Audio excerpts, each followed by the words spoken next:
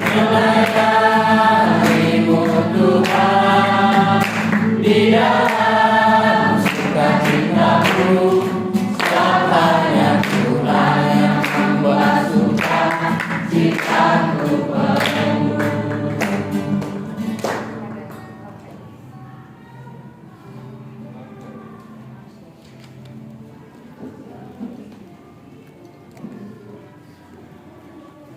Kita berdoa. Kami mengucap syukur atas segala kasih dan anugerah Tuhan yang melimpah atas kehidupan kami. Saat ini Tuhan, kami boleh ada di tempat ini dalam perkumpulan kami, dan kami akan mendengarkan pemaparan dari kepala asrama. Biarlah Tuhan yang boleh menolong, memberkati hamba-Mu yang akan menyampaikan materi. Biarlah Roh-Mu yang boleh bekerja, nama Tuhan dipermuliakan. Bahkan setiap kami yang ada saat ini Tuhan dapat mengerti, memahami, dan melakukannya setiap peraturan yang ada sesuai dengan kehendak Tuhan. Terpuji Engkau Tuhan Allah yang hidup, dalam nama Tuhan Yesus Kristus kami berdoa dan mengucap syukur. Kita yang percaya sama-sama katakan amin. Oke, silakan duduk. Ya, shalom. Shalom. Oke, saya sebenarnya belum jadwal saya, harusnya belum di jam yang disepakati, tapi berhubung satu dan lain hal, akhirnya saya menyampaikan ini. Ini kayaknya harus dipertegas ya, sesuai dengan yang tadi. Siapa lagi nih? Masih ditoleransi.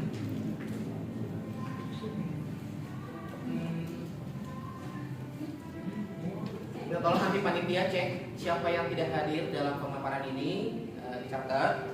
Biar nanti urusannya langsung sama saya. Erna bisa sama Geisler? Oke.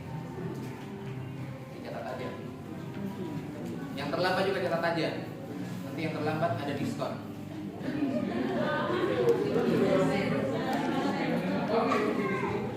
Oke, shalom semuanya. Ini wajah-wajah yang pakai baju warna putih masih belum nih. Shalom. Shalom. Ya. Oke, sebelumnya perkenalkan nama saya. Karena tadi ada yang komplain kenapa tidak nama lengkap dicantumkan di situ, karena nama saya cukup panjang, jadi tidak memenuhi layar tentunya. Nanti yang bagi yang hafal nama saya boleh langsung dapat hadiah. Oke. Ya, perkenalkan nama saya Frenos Freinsen, Rixiger Johnson, Cabrera Karni. Ya.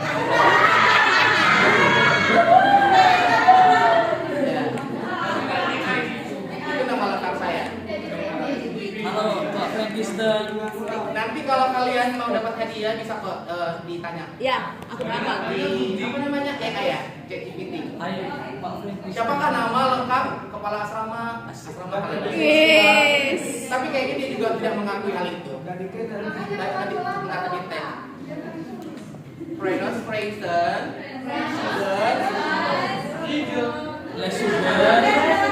Les juga. Frenos Freinsen. Karena lidah saya agak bulat jadi kayak Tapi cuma lidah kamu dong. Frenos Freinsen, Fleischheiger, Johnson, Cabrera, Bang Aribuan. Kenapa dijamkan? Itu mah nyusun makalah, Pak. Ya? Nyusun makalah. Oke. Itu nama panggilan saya cukup Pak Enos ya. Jadi nggak usah setiap ketemu tidak usah menyebutkan nama panjang saya, nama lengkap saya. Pak Enos gitu aja. Itu tadi nama lengkap, nama panggilan, nama panjangnya ya Pak Kalau mau dipanjangin tergantung nafas kalian. Sejauh mana mampu untuk menyelesaikan nama itu. Oke, next. Next, materi. Oke, apa lagi ya? Oh, dari topik ganti tangan dulu dong. Belum. Tolong ya, kalau sudah gitu baru. Oh, iya.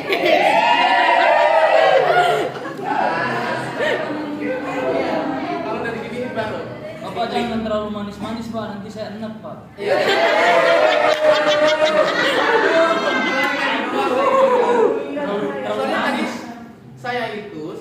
persiapkan presentasinya itu lewat AI kan. Asik.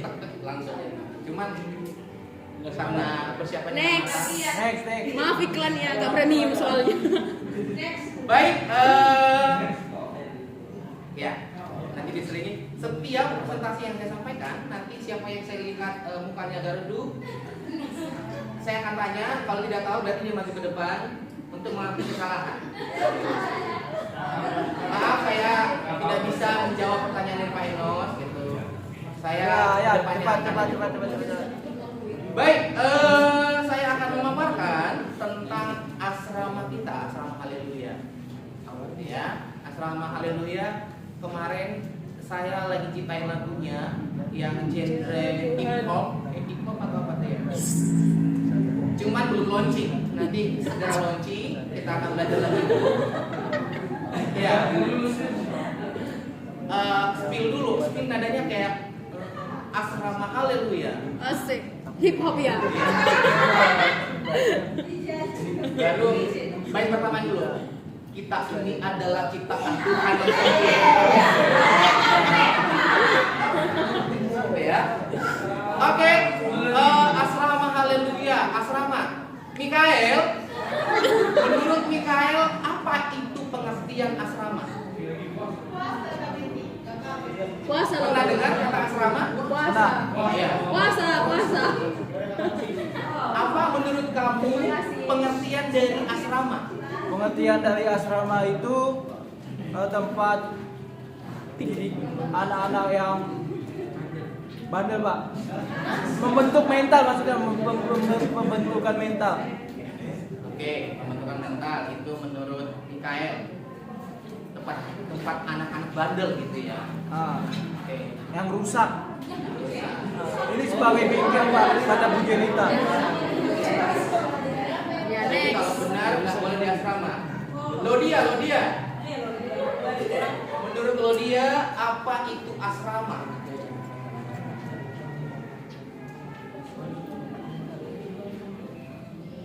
Ini sebelum ke baju putih loh. Harusnya kalian sudah lama tinggal di asrama, harus sudah memahami asrama itu apa sih? Kelihatan. Lodia, perlu masih ke depan?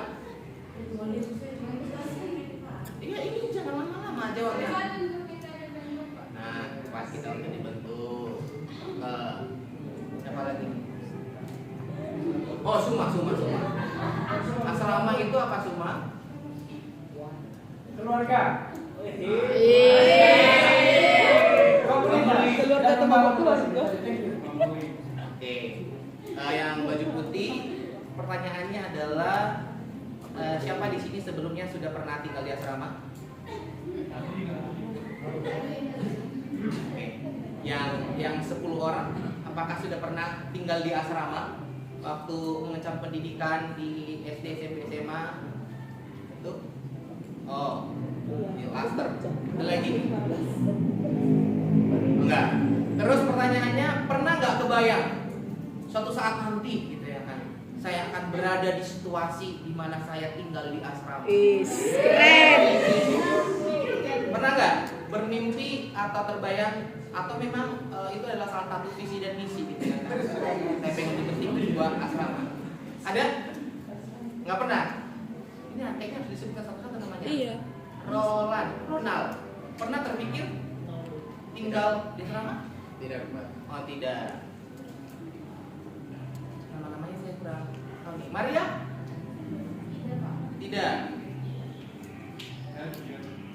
Christine? Oke. Baik. Ini satu cewek, satu cowok yang bisa menjelaskan, memberikan pendapat apa itu asrama dari baju putih. Gak usah lihat kiri kanan. Kalau memang kamu merasa terpanggil untuk menjelaskan, masuk. Nggak ada. Berarti harus ditunjuk. Oke, berarti seniornya aja ya. Andre, menurut Andre apa itu asrama? Baik, mohon izin menjawab. Asik. Menurut saya pengertian dari asrama adalah di mana berbagai latar berbeda dijadikan menjadi satu, menjadi sebuah keluarga dan dibina dibentuk, memiliki karakter dari antara perbedaan menjadi satu. Itu Pak. Oke, terima kasih Andre. Nadanya sepertinya masih ada lanjutan ya. Nanti kita lanjutkan. Kalau untuk Putri siapa nih? Arlina berarti ya. Arlina?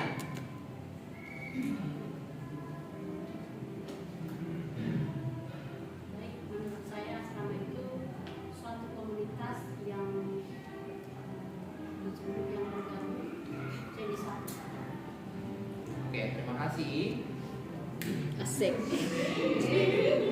Ya, di sana sudah dijelaskan tentang apa itu asrama. Asrama adalah bangunan yang difungsikan sebagai tempat tinggal bersama atau berkelompok, biasanya untuk sementara waktu dan terdiri dari sejumlah kamar atau ruangan yang dihuni oleh beberapa orang, dipimpin oleh seorang kepala asrama. Asrama sering dikaitkan dengan lingkungan pendidikan seperti sekolah ataupun perguruan tinggi. Dan STTIK SMK Asih mempunyai asrama yang disebut sebagai asrama Haleluya, tempat mahasiswa dibentuk dalam hal karakter dan disiplin. Jadi sebenarnya kalau kita bisa melihat pengertian dari asrama, asrama itu adalah wadah, asrama itu adalah tempat di mana orang-orang di sana dibentuk dalam bentuk karakter, dalam bentuk disiplin secara bersama-sama. Gitu ya. Jadi dari pengertian ini harusnya kita bisa memahami ketika kita hidup di asrama, harusnya hidup kita akan berbeda dengan orang di luar sana. Secara karakter, secara disiplin. Ya. Disiplin waktu, ya kan? Disiplin banyak, disiplin ilmu dan sebagainya. Karena apa? Karena memang di asrama semuanya sudah diatur sedemikian rupa dalam pembentukan ini. Supaya apa? Tadi tujuannya adalah supaya karakternya terbentuk, disiplinnya baik. Jadi jangan sampai sudah tinggal di asrama ternyata karakternya malah lebih buruk. Kalau lebih buruk berarti orang tersebut tidak menikmati kehidupan di asrama, merasa terbeban. Ya, itu terlihat nih ketika anak-anak yang tidak mengikuti aturan dengan baik dan benar. Ya, kita akan bahas untuk kegiatan-kegiatan. Asik. Ya, kegiatan di asrama ini Senin sampai Minggu sudah ada di sana aturannya. Ya, kalau untuk yang lama mungkin sudah tahu aturan di asrama itu seperti apa dan bagaimana. Nah, untuk yang baru perlu diketahui, bisa dilihat di slide di sana. Jam 4 itu sebenarnya kita sudah bangun pagi dan saat pribadi. Jadi jam 4 kita sudah bangun, mempersiapkan diri untuk mengikuti seluruh rangkaian kegiatan sepanjang hari. Jam 4 itu bangun pagi dan saat teduh. Ya, karena HP sudah tidak dipegang, jadi harusnya ketika bangun pagi mengucap syukur. Sebelum menyapa orang lain, harusnya kita menyapa Tuhan terlebih dahulu. Ya kan? Sebelum kita bicara sama orang lain, bicaralah kepada Sang Pencipta, kepada Tuhan kita Yesus Kristus. Ucapkan selamat pagi Tuhan, selamat pagi hari ini. Terima kasih buat segala sesuatu, buat nafas, buat segala apa yang telah Tuhan ucapkan. Itu fungsinya. Bersaat teduh, baca Alkitab, berdoa, dan mempersiapkan diri untuk masuk dalam bis. Ya Bu, coba kau bilang tadi mau nyapa Tuhan, selamat pagi, selamat ibu, selamat apa? ya. Kalau pagi hari itu, ketika bangun, harusnya kita tidak langsung beranjak, terus ambil HP atau maksudnya sapa teman. Alangkah baiknya kita bersaat teduh, menghadap Tuhan, berdoa kepada Tuhan, mengucap syukur. Seperti itu, mengucap syukur kepada Tuhan buat anugerah yang telah diberikan kepada kita. Kita menyapa Tuhan dan menyampaikan terima kasih Tuhan buat hari ini. Aku masih bisa bangun, masih bisa bernapas, masih bisa bergerak. Kiranya Tuhan menuntun hidup saya. Ya, seperti itu. Udah itu perkataan. Kau mengatakan kepada Tuhan selamat pagi, selamat siang, selamat sore, selamat ibu. Udah. Ya, selamat pagi. Kita kita mengucapkan selamat pagi untuk Tuhan karena memang Kepada Tuhan kau undang selamat pagi. karena ada lagunya juga Opung, selamat pagi. Bukan soal lagu. Baik Opung, nanti Lagu bisa salah. baik. Tidak layak kamu mengucapkan kata-kata seperti itu. Mempersamakan dirimu dengan Tuhan. Kau selamatin Tuhan. Dia juru selamat. Ya. Terima Dan kasih. jangan salah mengajar. Kau pengajar. Start sekarang kamu salah. Harus bertobat. Ya, siap Opung. Baik, selanjutnya masuk di jam 4.30 sampai 5.30 kita masuk dalam ibadah Biston. Ibadah Biston itu kita mulai dari jam 4.30 semuanya mahasiswa sudah berkumpul di aula. Dan biasanya kegiatan Biston ini nanti akan dipimpin oleh si rohani atau pengurus asrama yang sudah ditetapkan untuk memimpin membuat semua jadwal setiap kegiatan yang berkaitan dengan kerohanian. Termasuk di dalamnya adalah Biston pagi jam 4 sampai jam 5.30. Itu ya. Setelah selesai Biston masuk ke piket kamar dan lorong. Di situ jam 5.30 sampai jam 6 piket kamar dan lorong. Terus selanjutnya di jam 6 sampai jam 7 kita kerja praktis. Kerja praktis itu adalah kebersihan. Jadi seluruh lingkungan di asrama ini Condet Raya nomor 17 dibersihkan seluruhnya dengan pembagian yang akan dipimpin oleh pengurus asrama yang mengurus di bidang kebersihan. Ya, baik outdoor maupun indoor semuanya dibersihkan. Nah, untuk hal ini ketika kita membersihkan lingkungan kita, marilah kita melakukannya dengan sungguh-sungguh. Bukan hanya sekedar jadwal, bukan hanya sekedar melakukan, tapi kita melakukannya dengan sungguh-sungguh. Lakukan yang terbaik. Ketika kita melakukan sesuatu bukan berarti oh ini karena pimpinan, oh ini karena tugas saya. Tapi lakukanlah tugas itu dengan tanggung jawab karena kita adalah anak Tuhan. Lakukanlah semuanya untuk kemuliaan nama Tuhan. Selanjutnya di jam 7 sampai jam 8 itu jadwalnya sarapan pagi dan mandi. Jadi jam 7 itu kita udah sarapan bersama. Dan setelah sarapan ada waktu untuk mandi karena akan persiapan untuk kegiatan PMS kalau di hari Senin. Ya, PMS itu pembentukan mental spiritual. Ibadah PMS di hari Senin. Nah, setelah selesai PMS di jam 9 sampai di jam 1 itu akan mengikuti perkuliahan yang kita ikuti dari bidang akademik. Ya, jadi maksudnya sudah diatur dan ditata semuanya terkait seluruh kegiatan yang ada di asrama. Selanjutnya untuk jam 1 itu ada makan siang bersama. Jadi seluruh asrama mahasiswa sudah dijadwalkan makan siang itu di jam 1 siang. Setelah selesai makan siang baru ada studi terpimpin di perpustakaan. Studi terpimpin di perpustakaan itu mulai dari jam 2 sampai jam 4. Nah, ini tergantung desainnya. Biasanya itu dari jam 2 sampai jam 4, tapi memang kalau ada masih mata kuliah atau perkuliahan di jam itu yang yang kuliah boleh kuliah, tapi yang tidak kuliah diperkenankan untuk belajar terpimpin di perpustakaan yang akan dipimpin oleh si pemerhati dari SEMA. Setelah dari perpustakaan, selanjutnya di jam 4 sampai jam 6 itu mandi dan kegiatan mandiri. Jadi kita sudah selesai dari perpus, nanti pulang dari perpus itu siap-siap mandi dan kegiatan mandiri, maksudnya mandi dan untuk mempersiapkan karena selanjutnya kita akan makan sore di jam 6 sore. Jam 6 sore belum makan. Setelah selesai makan, maka akan ada lagi kegiatan yaitu studi terpimpin atau belajar terpimpin dari jam 7 sampai jam 8.30.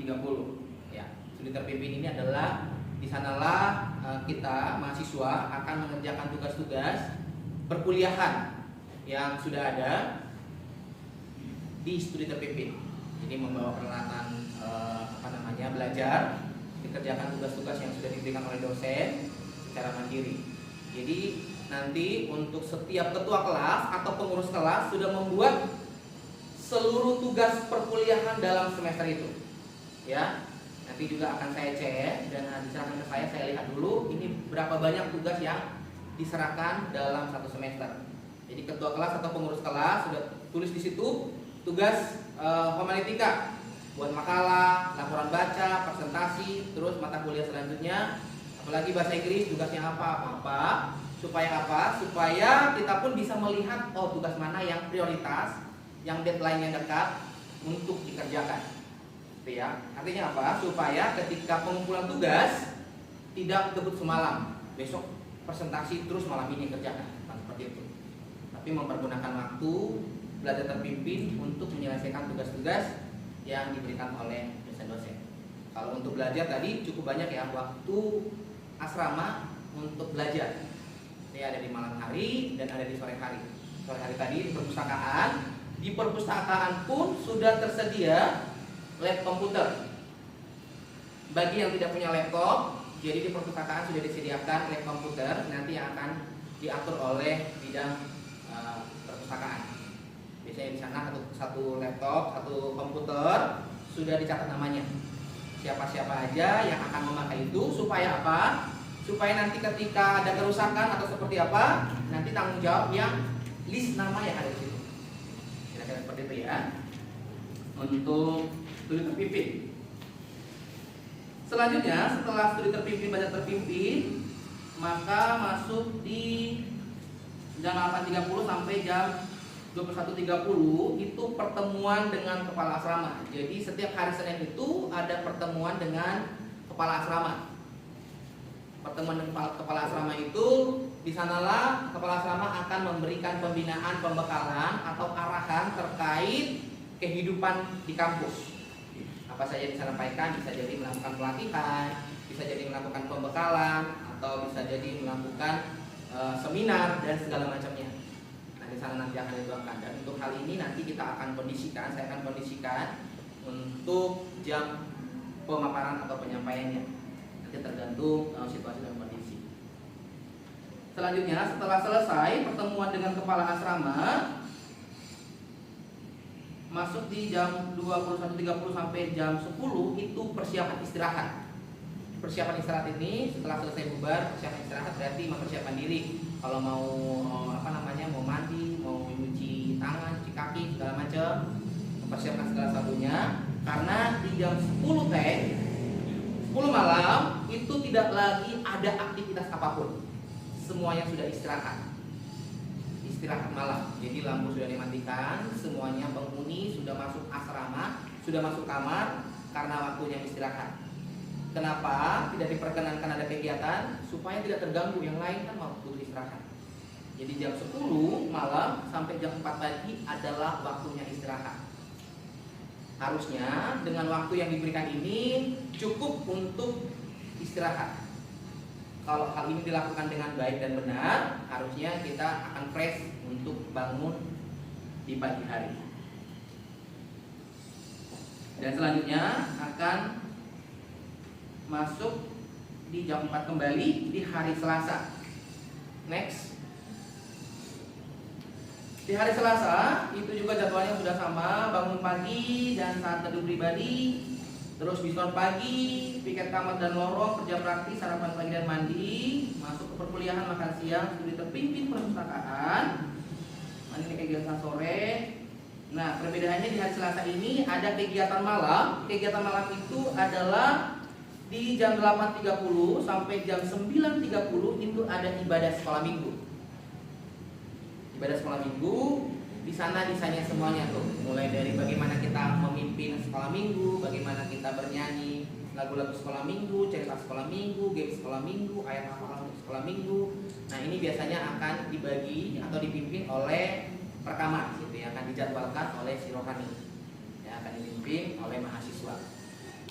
Nah, tujuannya adalah karena memang identitas kita adalah IPSM, ya, sekolah minggu, dunia pelayanan anak. Jadi hal ini harus dan wajib dilakukan untuk kita sebagai anak asrama berkecimpung dalam dunia sekolah minggu. Nah, untuk kedepannya pun bukan hanya sekedar ibadah sekolah minggu. Desain ibadah sekolah minggu ini pun nanti mungkin bisa ditaruh dibuat tentang pembekalan atau seminar atau praktek membuat alat peraga di ibadah sekolah minggu. Karena kemarin hal ini pun sudah kita rapatkan terkait ibadah sekolah minggu, bagaimana desainnya yang akan dilakukan. Itu untuk ibadah sekolah minggu. Tujuannya pun supaya ketika ada ibadah sekolah minggu ini, mahasiswa yang pelayan weekend sudah bisa melihat gambaran, oh ternyata ini game semalam ini bagus nih untuk dibuat, untuk dipakai hari Minggu di pelayanan, ya kan? Atau mungkin ada ceritanya menarik, kalau gereja belum punya kurikulum mengajar cerita, berarti hal ini bisa digunakan, bisa dipakai. Oh, saya mau pakai alat peraganya, mau dalam bentuk slide atau bentuk apa, bisa digunakan, baik games maupun lagu. Karena kalau kita ibadah sekolah minggunya itu bertema, gitu ya kan? Temanya apa? Kalau temanya tentang ketaatan, berarti semuanya mulai dari lagu, mulai dari ayat hafalan, cerita, games, semuanya itu tentang ketaatan. Jadi ini satu kesatuan. Ya, next.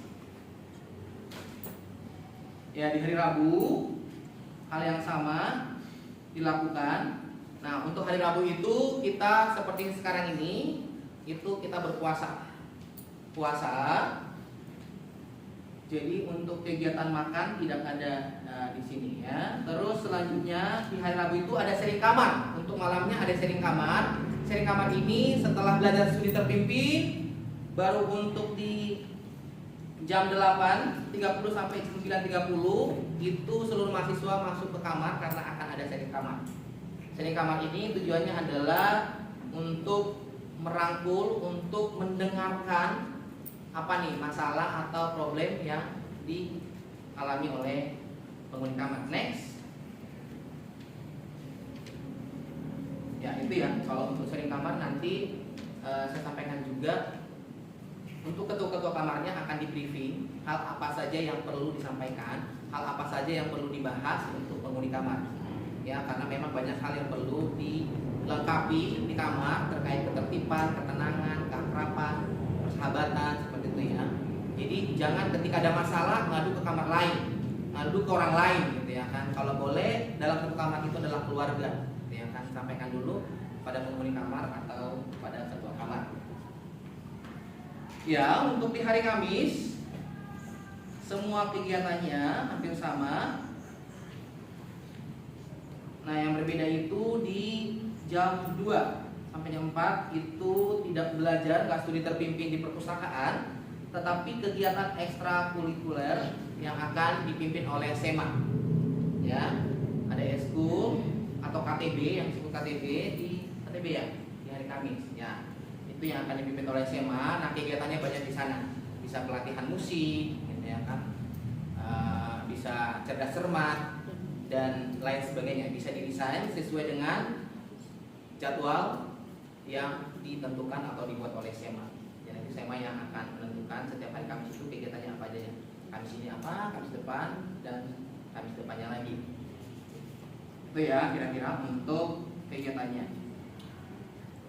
Terus selanjutnya yang berbeda di hari Kamis ini adalah sharing angkatan. Jadi jam 8.30 sampai jam 9.30 ada sharing angkatan. Ada sharing angkatan, ibadah angkatan namanya. Ibadah angkatan ini tujuannya adalah supaya satu angkatan itu memiliki visi dan misi yang sama. Jadi jangan saling sikut-sikutan, jangan saling sindir-sindiran, saling omong-omongan, tapi harus bersehati. Ya kan? Ketika ada masalah di dalam angkatan inilah disampaikan hal-hal yang tidak baik.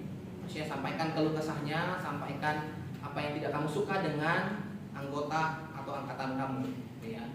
Sampaikan, diselesaikan. Alangkah baiknya pengurus kelas atau ketua kelas yang punya tongkat otoritas untuk mengumpulkan dan berbicara, ya. Jangan sampai maksudnya yang malas, ya, yang terlambat mengumpulin tugas, terus yang sakit hati. Nah, di sana semuanya diungkapkan dan diselesaikan secara bersama. Itu ya untuk di hari Kamis. Selanjutnya di hari Jumat. Di hari Jumat yang berbeda di sana adalah jam 8 itu ada PMS atau ibadah PW, praise and worship di aula. Ya, itu semuanya staf pimpinan dan karyawan SAJ semuanya ada di sana dan kita melakukan ibadah dan itu tetap dipimpin oleh mahasiswa ya untuk PL-nya dan musik dan segala macam. Itu di hari Jumat. Dan di hari Jumat pun karena memang ini udah persiapan kepada mahasiswa yang pelayan weekend. Jadi pelayan weekend sudah mempersiapkan diri untuk berangkat ke gereja lokal yang sudah diutus oleh pihak kampus. Jadi sebelumnya itu kerja praktis dulu, kerja praktis besar dimulai dari jam 2 siang. Setelah selesai kerja praktis besar baru sudah bisa berangkat pelayanan. Nah, kembali lagi ketika kerja praktis pun harus memberikan waktu, memberikan diri, melakukannya dengan sungguh-sungguh. Gitu ya. Jadi lakukanlah dengan sungguh-sungguh, bukan bersungut-sungut. Kerja praktis besar, terus selanjutnya itu teman diri, makan sore, terus yang masih ada di asrama, biasanya ada beberapa kakak tingkat yang masih tinggal di asrama. Nah, kita di sana ada ibadah PW, ibadah praise and worship malam bersama dengan semester 1 ya, karena memang semester 1 dan semester 2 belum diutus untuk pelayan weekend. Jadi mereka di sini sampai Sabtu dan Minggu masih stay di asrama. Nah, di hari Jumat ini akan ada ibadah bersama, namanya ibadah praise and worship. Selanjutnya di hari Sabtu yang berbeda di sana juga akan ada ibadah di jam 9 pagi. Jam ibadah 9 pagi ini akan dijadwalkan juga oleh SEMA untuk setiap petugas yang ada di hari Sabtu.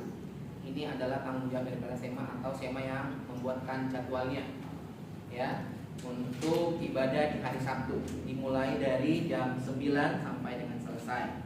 Nah, itu akan diikuti oleh semester 1 dan kakak tingkat yang belum pergi pelayanan. Jadi wajib mengikuti ibadah di hari Sabtu di jam 9. Selanjutnya ya di hari Sabtu juga harusnya ada di sini ibadah youth gitu ya, atau ibadah semester 1. Setelah selesai ibadah baru latihan untuk hari Minggu. Jadi setelah ibadah youth atau ibadah pemuda, habis setelah itu baru latihan WL, latihan semuanya lagu-lagu, segala petugas-petugas untuk dari Minggu semuanya sudah dilatih. Dan setelah latihan juga di sana juga akan latihan kesaksian, maksudnya sudah latihan untuk kesaksian di hari Minggu. Nah, kesaksian dari Minggu biasanya ada kesaksian putra dan ada kesaksian putri. Nanti akan ada juga koordinator untuk memimpin hal ini. Ya, dan daripada itu sebelum latihan pun lagunya yang akan dinyanyikan dikirim dulu ke grup. Biasanya saya cek dulu baik warta maupun lagu-lagu, dicek dulu apakah memang ini sudah tepat dan benar untuk dilakukan di hari Minggu. Selanjutnya di hari Minggu hal yang sama untuk semua kegiatan. Dan di hari Minggu ada ibadah raya atau ibadah hari Minggu dimulai dari jam 9 sampai dengan selesai. Nah, ini diikuti oleh semester 1 dan hal yang sama kakak tingkat mungkin yang ada kendala atau yang tidak pergi pelayanan, yang belum dapat pelayanan masih bisa bergabung untuk ibadah di hari Minggu di Desa Condet. Oh ya, ibadah raya. Setelah ibadah raya, selanjutnya di hari Minggu juga, di hari Minggu siang atau sore itu juga sudah mempersiapkan diri untuk latihan. Ada latihan, jadi latihan untuk minggu itu ada 2 kali. Hari Minggu setelah selesai ibadah ada latihan, dan hari Sabtu, itu ya, hari Sabtu malam juga ada latihan. Ya, selanjutnya. Ya, kalau ibadah yang ada di asrama, biasanya kita kan ada ibadah di asrama, itu ada beberapa yang kita lakukan, yang nuansanya atau bertemakan ibadah kita. Ada ibadah tahun baru, biasanya kita setelah libur di Januari, setelah pulang dari semua tempat berlibur, kita ada biasanya ibadah tahun baru. Nanti di sana pun ada perjamuan kasih, ya kan, ada makan bersama. Nanti kita juga akan sharing ke sana. Nah, kalau yang sebelumnya itu kita lakukan setelah kita ada ibadah, ada namanya menuliskan harapan, ya kan? Harapan kita di sepanjang tahun itu apa yang perlu kita gapai, ya kan? Apa yang menjadi harapan kita? Ditulis di sebuah kertas dan didoakan. Itu ya, ibadah tahun baru. Selanjutnya ada ibadah Valentine itu di bulan Februari. Terus ada ibadah Jumat Agung, ibadah Paskah, ibadah kenaikan Tuhan Yesus, ibadah Pentakosta, ibadah sekolah minggu, ibadah semalaman, ibadah angkatan, dan ibadah kebudayaan. Nah, itu adalah ibadah-ibadah yang ada di asrama. Haleluya. Nanti kalau memang nanti kita evaluasi lagi ibadah apa lagi yang perlu kita buat di asrama. Nanti akan bicara juga kepada pengurus yang baru yang akan dibentuk. Selanjutnya, pemulihan. Next. Ya, untuk pemulihan mahasiswa yang ada di asrama itu ada beberapa hal yang dilakukan. Ya, yang pertama adalah konseling pribadi. Nah, untuk semuanya ini konseling pribadi biasanya saya lakukan. Saya lihat dulu nih, kira-kira mahasiswa kira-kira yang perlu dikonseling, ya, yang bermasalah dulu biasanya. Atau biasanya yang anak baru bisa langsung nanti dikonseling satu persatu. Dan untuk nextnya, ini konseling tidak hanya terjadi 1-2 kali. Kalau memang anak ini perlu dikonseling secara bertahap, maka akan dikonseling sampai dia memahami makna panggilan sebagai hamba Tuhan, sampai dia memahami bahwa apa tujuan hidupnya ketika menuntut Tuhan. Jangan sampai di sini hanya ikut-ikutan, ya kan? Tapi benar-benar terpanggil supaya apa? Supaya bisa menikmati hari-harinya ketika ada di asrama. Bisa menikmati hari-hari ketika kita menjadi hamba Tuhan. Jadi jangan mengeluh, jangan merasa terpaksa. Dan di sanalah dalam konseling pribadi inilah akan disampaikan terkait hati yang terluka. Nah, nanti setelah ada pemulihan gitu ya. Dan itu biasanya saya melakukan konseling pribadi. Kalau memang hal itu perlu, itu biasanya nanti akan diserahkan kepada DPA, dosen pembimbing akademik, gitu ya, atau kepada pimpinan yang lain. Apalagi kalau untuk perempuan yang bermasalah biasanya lebih tepat kalau dikonseling sama perempuan juga atau ibu yang ada di kantor, gitu ya. Biasanya saya akan sampaikan kepada siapa mereka akan konseling, gitu ya. Kalau untuk putra biasanya saya tanganin, tapi memang kalau masih butuh, nanti saya sampaikan juga ke pimpinan atau dikasih tahu kepada dosen pembimbing akademik.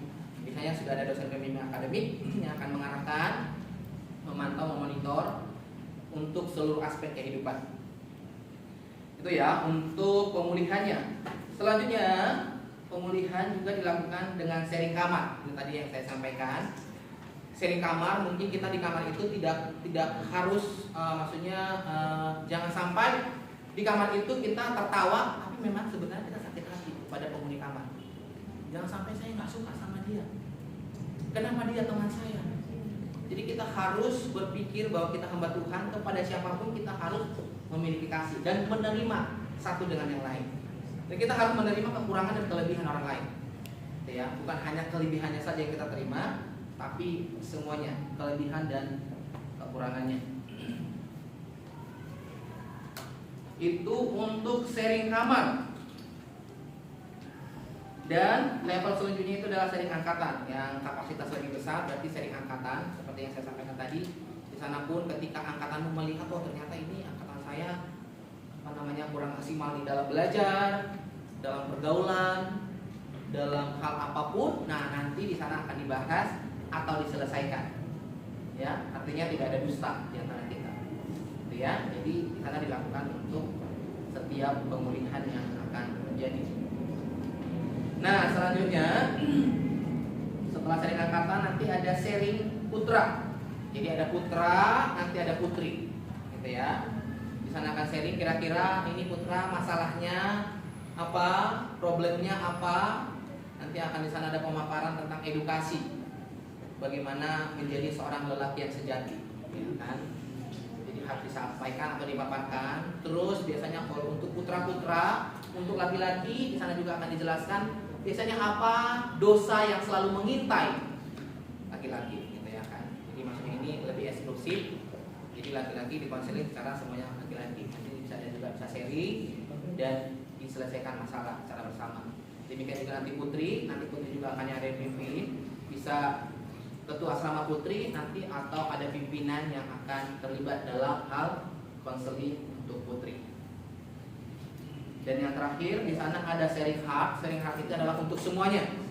Untuk semuanya biasanya ini dikumpulkan di aula atau di chapel. Ya kan, sharing heart ini semuanya dikumpulkan dan mengeluarkan segala unek-unek atau keluhan. Nah, hal ini pernah dilakukan. Jadi si A sampaikan aja, saya tidak suka melihat si B, si C karena dia seperti ini. Saya tidak suka seperti ini, gitu ya kan, disampaikan di sana. Tapi bukan tujuan untuk menyakiti, tapi untuk bertumbuh bersama. Ya, kembali lagi saya ingatkan, ketika kita menegur orang lain, menegur teman kita bukan karena kita benci, tapi karena kita mengasihi. Ya kan? Ketika dia berbuat salah, ketika dia berbuat dosa, kita harus tegur. Tujuannya bukan karena kita benci, bukan karena kita nggak suka, tapi supaya dia bertobat, supaya dia bisa juga bertumbuh di dalam Tuhan. Tujuannya seperti itu. Itu ada 5 tahapan untuk melakukan pemulihan. Terus selanjutnya, ya, kebersihan. Kebersihan di sana ada kerja praktis rutin setiap hari. Ini sudah dilakukan kerja praktis rutin setiap hari, yaitu di pagi hari. Seperti yang saya katakan tadi, setelah kita selesai miston, baru nanti ada kerja praktis setiap hari secara dilakukan secara rutin. Ya. Dan yang berikutnya ada kerja praktis besar mingguan yang dilakukan setiap hari Jumat. Jadi setiap hari Jumat sebelum berangkat weekend, ya, semua lingkungan asrama ini dibersihkan secara baik. Terus kebersihan juga nanti akan dilakukan menanam bunga, ya kan, merangkai bunga supaya lingkungan kita ini akan lebih indah dan lebih tertata. Dan tentang kebersihan pun akan dimonitor. Ya, akan saya monitor, saya akan masuk juga ke kamar-kamar, akan menyampaikan hal-hal apa yang perlu dibersihkan, dirapikan atau disebut dengan razia. Jadi saya akan melihat supaya terlihat indah, terlihat bersih. Jadi ketika orang pun datang, orang pun berkunjung ataupun pimpinan mau masuk kamar, dilihat oh, kamar dalam keadaan bersih. Baik, selanjutnya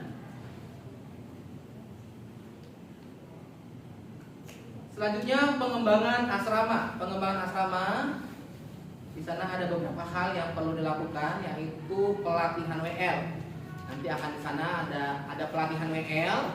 Jadi untuk semester 1, semester awal perlu disampaikan apa itu WL dan segala tujuannya dalam segala bentuk terkait WL. Jadi WL itu bukan hanya sekedar tampil di depan, berdiri di depan, tapi ada hal-hal yang perlu diperhatikan ketika memimpin, gitu ya kan? Cara berdiri, cara sorotan mata dan segala macamnya. Nah, dalam WL ini pun ada hal-hal yang perlu dilakukan. Jadi WL itu suaranya harus lebih matang, lebih tegas.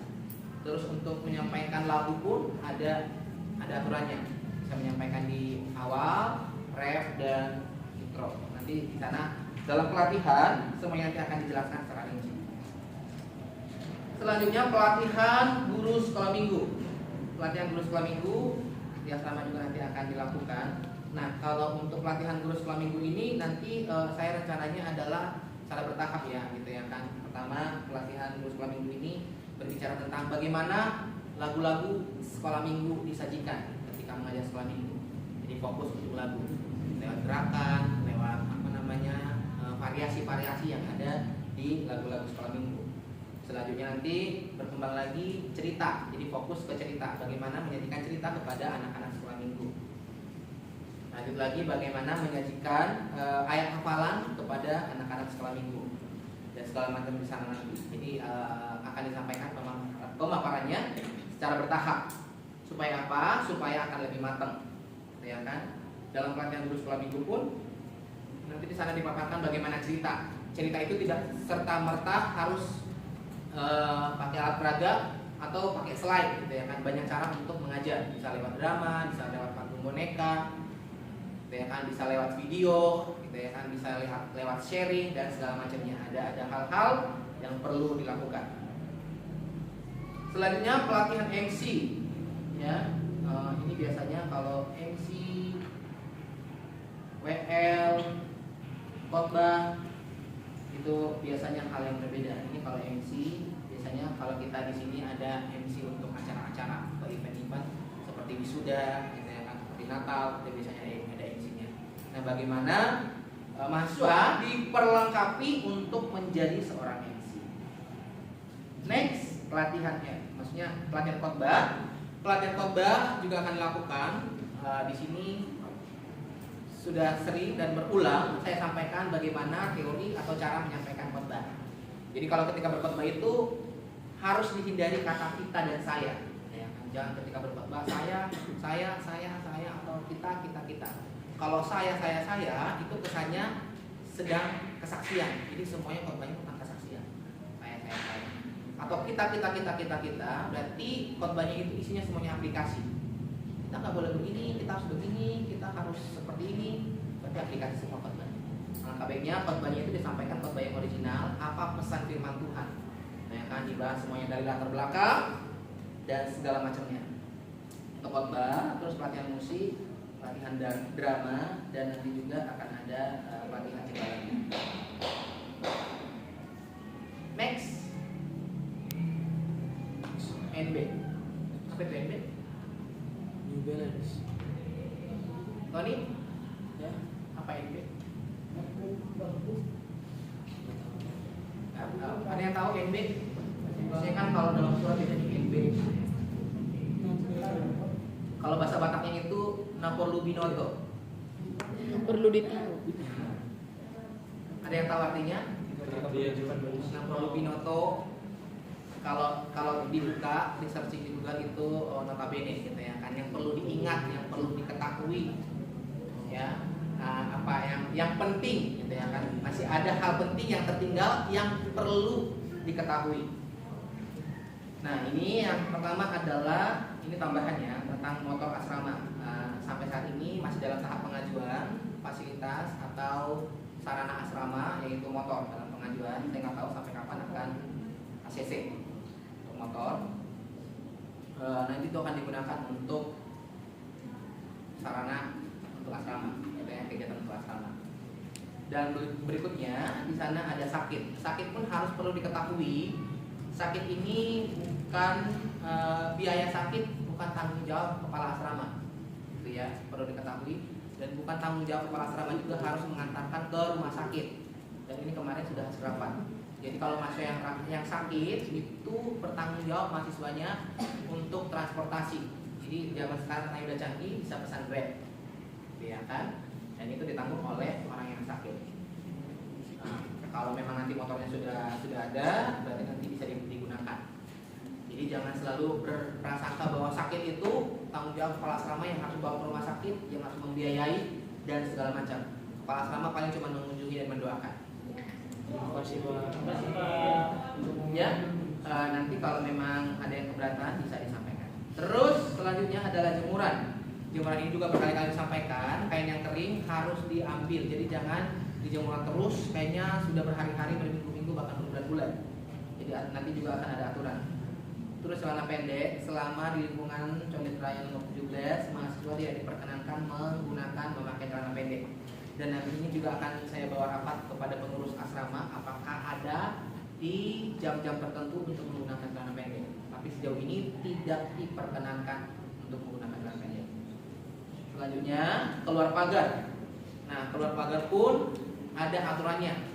Aturan keluar pagar di hari Selasa itu adalah jadwalnya yang untuk putri, dan di hari Kamis itu jadwalnya untuk putra.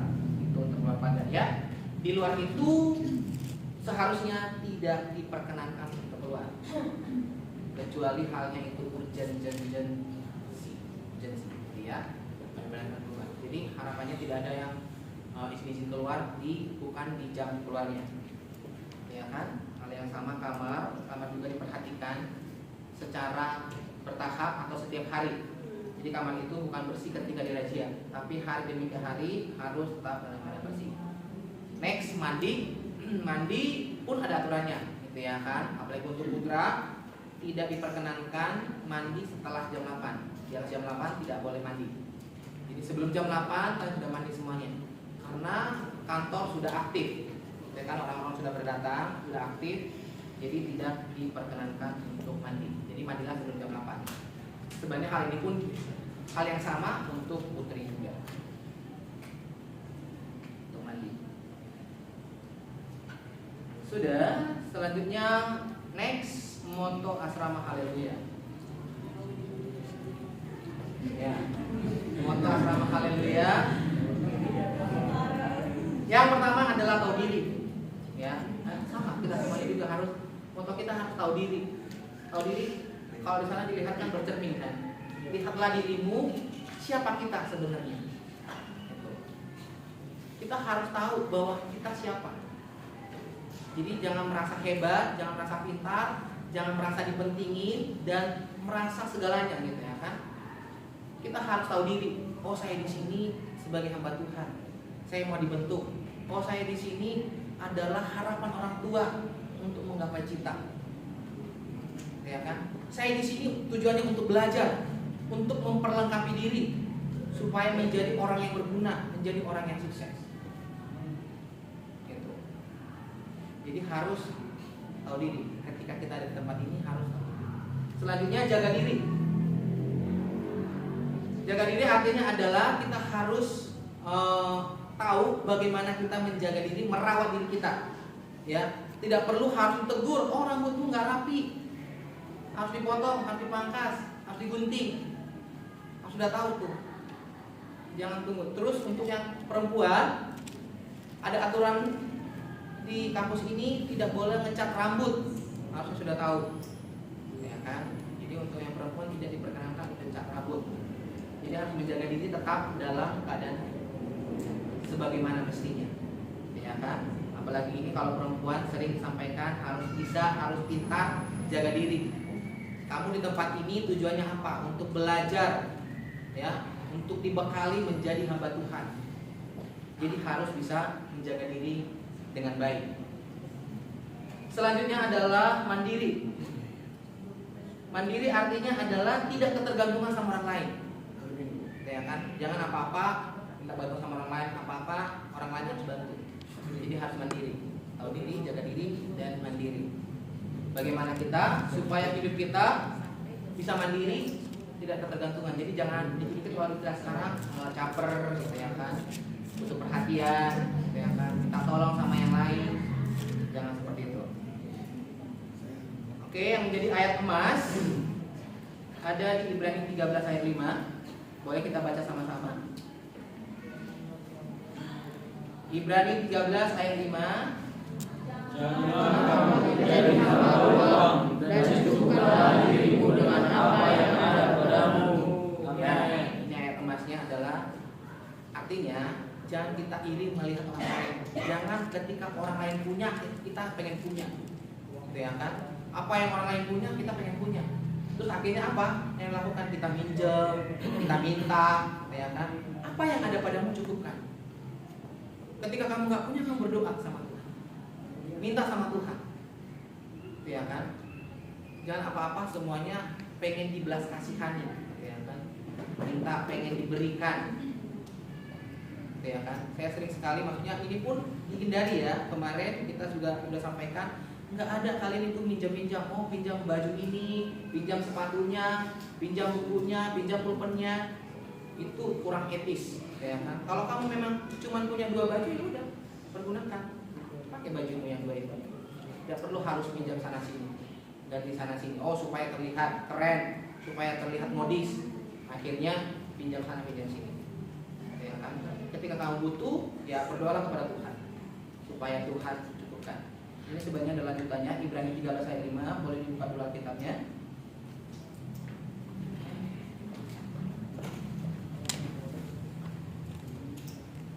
Ya. Ibrani 13 ayat 5 saya katakan, janganlah kamu menjadi hamba uang dan cukupkanlah dirimu dengan apa yang ada padamu. Karena Allah telah berfirman, aku sekali-sekali tidak akan membiarkan engkau dan aku sekali-sekali tidak akan meninggalkan engkau. Amin. Amin. Jadi percayalah ketika Tuhan memanggil kita ke tempat ini, ketika kita ada di tempat ini, Tuhan akan memelihara dan mencukupkan segala kebutuhan dan keperluan kita. Amin. Amin. Ya, kembali lagi saya ingatkan supaya kita tetap hidup dalam keadaan disiplin dan keadaan taat di tempat ini. Itu aja pemaparan dari saya. Diserahkan, kita berdoa. Terima kasih Tuhan Yesus, kami mengucap syukur buat kasih dan anugerah Tuhan yang berlimpah atas kehidupan kami. Terima kasih Tuhan buat pemaparan yang telah hamba sampaikan kepada seluruh mahasiswa. Kiranya lewat pemaparan ini kami semakin memahami panggilan Tuhan di tempat ini, sehingga kami boleh bersungguh-sungguh untuk melakukan tugas dan tanggung jawab kami sebagai hamba Tuhan. Ampuni hamba-Mu Tuhan dalam penyampaian yang tidak sempurna. Biarlah Roh Kudus yang boleh menyempurnakan setiap penyampaian, dan Roh-Mu yang menuntun kami, mengajari kami, menolong kami untuk melakukan kehendak. Berpuji, teragung, termulia Engkau Tuhan di tempat yang Maha Kudus. Dalam nama Yesus saya berdoa. Amin. Amin. Serahkan kepada panitia. Siapa Pak? Acaranya seperti yang tertulis di sini. Tadi saya menggantikan Ibu Kaci dan dia artinya Ibu Kaci yang jawab di belakang. Saya menambahkan apa yang sudah kamu tambahkan.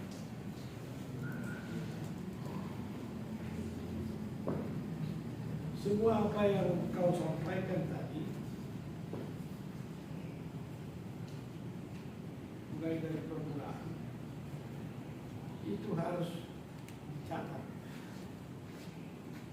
dan didokumenkan oleh Sesti. Jadi Sesti juga harus tanda tangan di situ. Karena itu tidak boleh hanya keputusan ketua serama. Harus ditandatangani oleh Sesti. Supaya apa yang dikemukakan itu dapat diuji kebenarannya. Apa artinya dapat diuji kebenarannya? Jangan Sesti tidak disiplin, tapi mahasiswa disuruh disiplin. Itu kebenaran. Siapa yang mau mengajar, dia harus lebih dulu mengajar dirinya lebih baik, supaya siswa yang diajarnya dapat meniru dan meneladani apa yang dikemukakan oleh para guru, dosen, dan para profesor. Maka harus dikodifikasikan, ditandatangani oleh Sesti. Itu satu.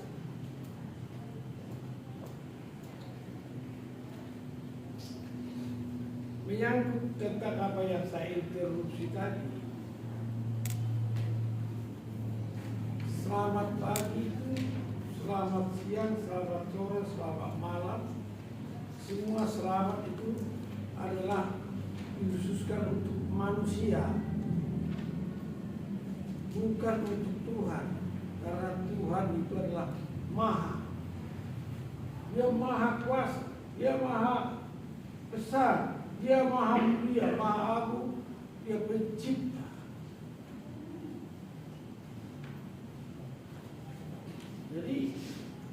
lagunya yang baik. Ajarilah kamu bahasa cinta, bahasa kasih, bahasa kasihmu, agar kami dekat padamu ya Tuhanku. dan agar kami taat padamu ya Tuhanku. Agar kita memang harus taat dan patuh dan setia kepada Tuhan. Amin. Jadi kita harus belajar bahasa kasih. Nah, saya menganjurkan bahwa ada mahasiswa-mahasiswa kita yang tampil sebagai pengarang lagu dan pemimpin serta arrangement lagu ya ke depannya. Ini harus kita pahami tata bahasa yang baik. Saya dulu ketua asrama,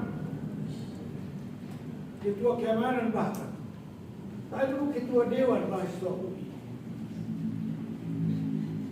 Rektor dekan semua senang sama saya karena saya bersikap seperti mahasiswa yang setia. Saya tertibkan asrama Universitas Indonesia. Saya juga merangkap ketua keamanan.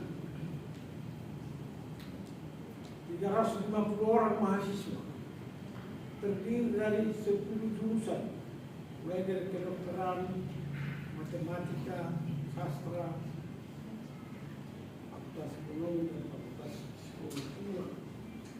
Banyak sekali fakultas. Saya ketua asrama.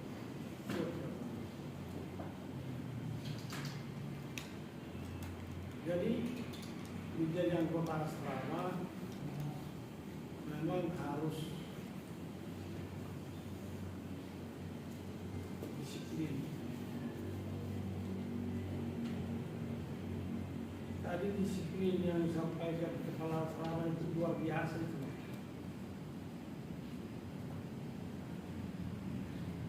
Menjadikan mahasiswa jadi robot.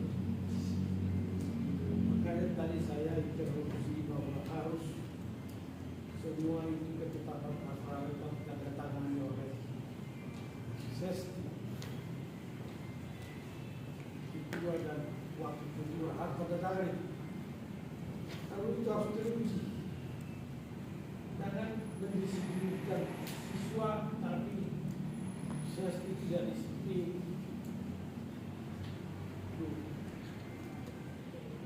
Harus teruji. Ya. Jangan baru-baru. Bilang dari saya, jadi harus pakai tangan ini. Siapa yang bilang? Sendiri. Jadi ini sekolah itu boleh menjadi contoh dan teladan.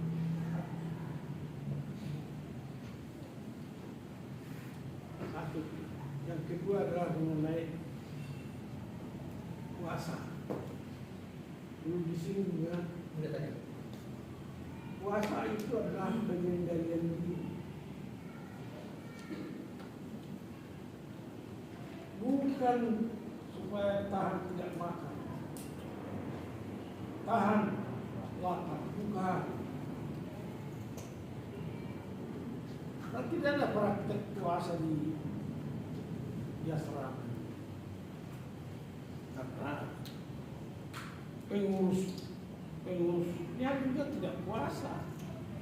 Sesti tidak puasa, yang disuruh puasa ada mahasiswa. Ya? Sesti tidak puasa. Pengurus juga tidak puasa. Jadi itu pengendalian diri. Puasa itu adalah bagian daripada 9 buah roh.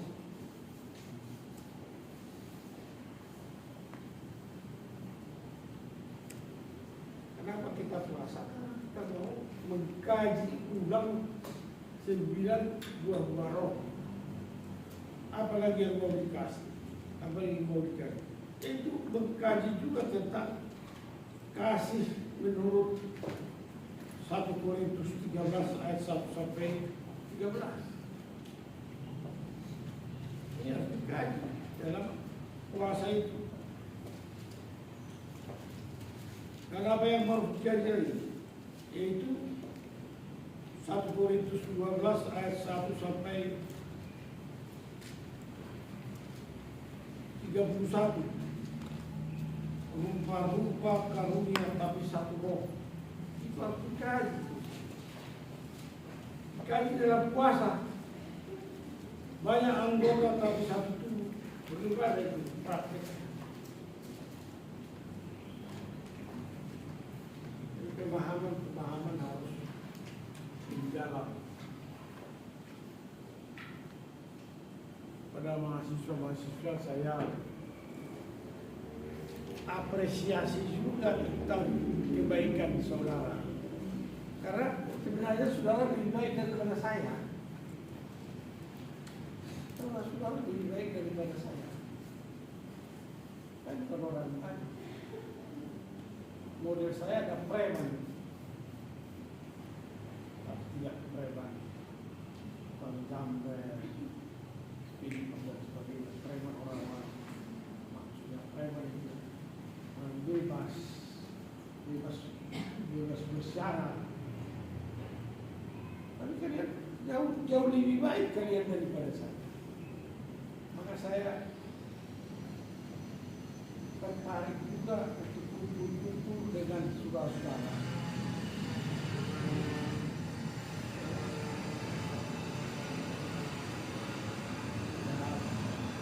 Dengan kata lain ya salah-salah sedikit di antara saudara pernah ada yang kita maafkan, diskusi dan bertobat, ya kan? Salah sedikit kayak itu, bukan dibandingkan dengan salah saya dulu. Wah, saya lompat pagar, tidak ada bagi saya mawar berdiri. Pagar berdiri buat saya tidak ada. Saya bisa lompat jauh. Makanya tidak orang baik kalian semua. Jadi lebih mudah untuk memilih saudara-saudara lebih baik. Ya, ini apa ya? Ini terpaksa kau ganti ya. Dan sekarang mengenai puasa, kita harus mengkaji tentang 1 Korintus 12 ayat 1 sampai 31, 1 Korintus 13 ayat 1 sampai 13. Kemudian Galatia pasal 5 ayat 22 sampai 26. Itu harus dikaji. Dan waktu mengkaji itu sebetulnya ada di asrama ini. Ya minta maaf kalau kualitas pemimpin asrama macam saya, macam dia kurang bagus. Ya, tapi kita berupaya untuk mencari pemimpin dari kepala asrama yang lebih bonafit lah, lebih daripada kami ya. Dan juga siapa tahu di antara kalian lebih baik daripada kami. Maka Sutoni ini, dia mau mengatakan langsung. Ini sama-sama ini gimana? Rumah sakit. Kanan-kanan. Jadi mendengar itu aja dia udah senang. Dia bukan begitu dia. Jadi kita ada senang, tapi bukan senang sama senang. Kalau suka sama suka, senang sekali. Kita semua berjuang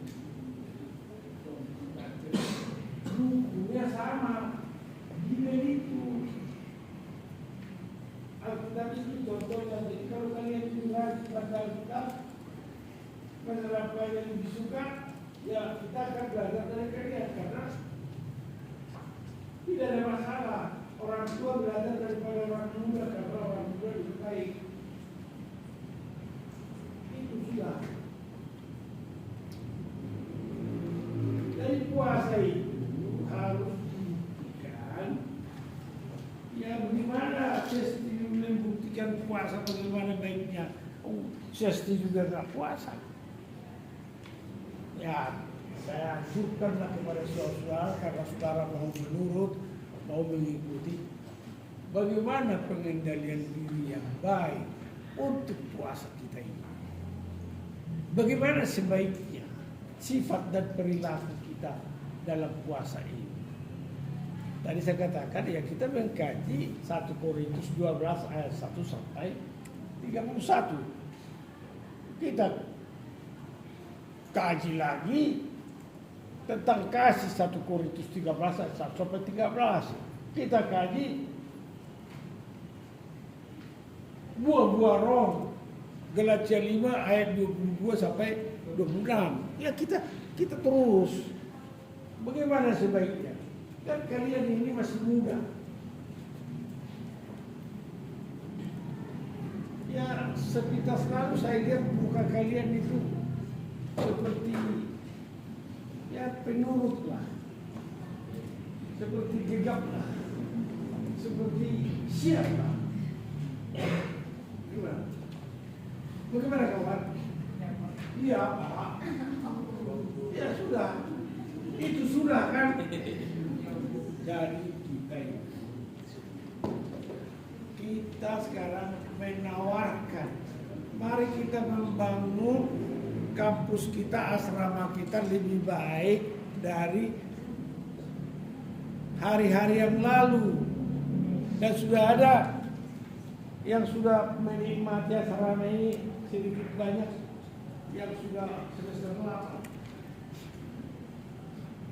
Ya sudah mau wisuda.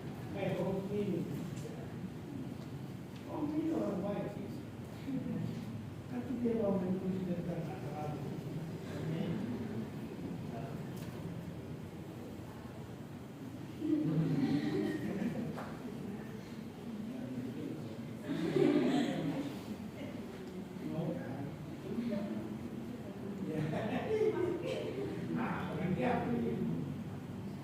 Lama kita berkenan tadi.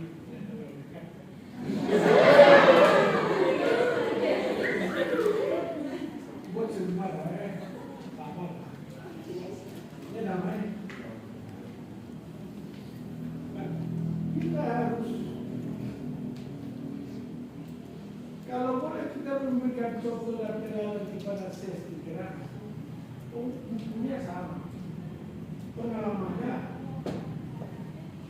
lebih mudah, lebih gampang menyerap sifat Tuhan dan berpraktekkan dari mereka yang sudah ya lahir Tuhan. Benar ya? Itu jangan senyum saja. Maka saya suruh depan. Oh dia mau. Itu orang mau orang kaya. Jangan coba-coba orang kaya. Kau bisa dikumpul kau yang dekat. Pendek tapi tebal. Arahnya orang lain.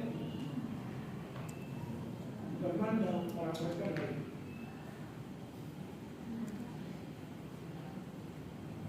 Jadi yang harap kalian banyak pendapat diandalkan menjadi panutan.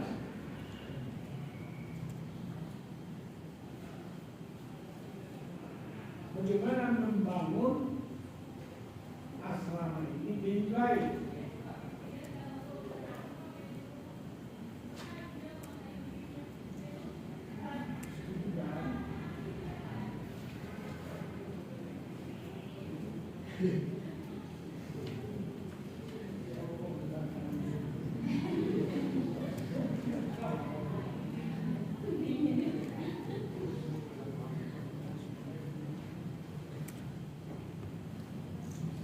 kau preman.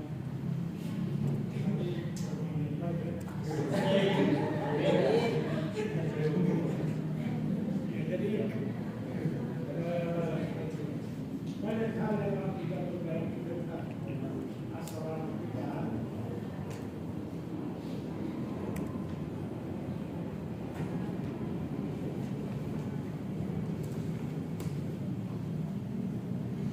Karena waktu sudah terbatas, waktu itu masih ada hari lain. Ada hal yang masih harus saya sampaikan tentang sukses Anum bagi hari lain lah. Hari yang disediakan panitia biar itu ada sampaikan ya. Shalom. Shalom. Waktu dan tempat disediakan pada panitia.